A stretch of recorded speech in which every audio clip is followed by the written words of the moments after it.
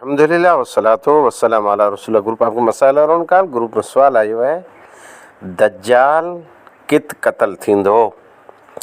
क़यामत जी निशानी में हिकिड़ी निशानी ये पण है, दज्जाल ज़ाहिर थींदो, पधरो थींदो, दज्जाल जो ख़ुरूज थींदो।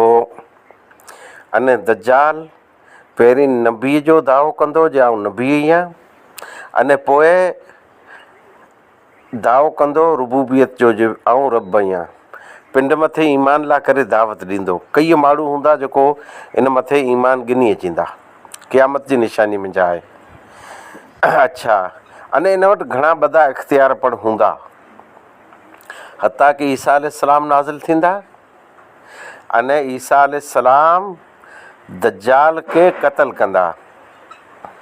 कित क़त्ल कंदा? सही मुस्लिम जी रिवायत जे मुताबिक़ लुद नामी जगह मथे, बाबे लुद नामी जगह मथे। हाँ, लुद नामी जगह ई फ़लस्तीन जो एरियो है, बैतुल मक़दस के आज़ू बाज़ू में। अने फ़िलहाल लगभग त जैके इसराइल चवन था, इज़राइल तंहिंजे कंट्रोल में हुए।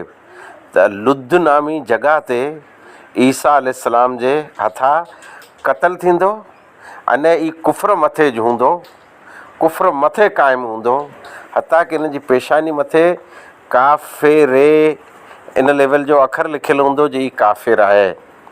लुद फ़लस्तीन जी सरज़मीन जो हिकिड़ो मक़ाम है, बाब है, एतिरे गेट है जंहिंखे चवाजे। अलगर्ज़ हिकिड़ो ठिकाणो आहे लुद नामी। सही मुस्लिम जी रिवायत जे मुताबिक़ इन लुद नामी जगह मथे ईसा अलैहिस्सलाम जे हथा दज्जाल क़त्ल करे में अचींदो। आख़िर दवाना अल्हम्दुलिल्लाहि रब्बिल आलमीन।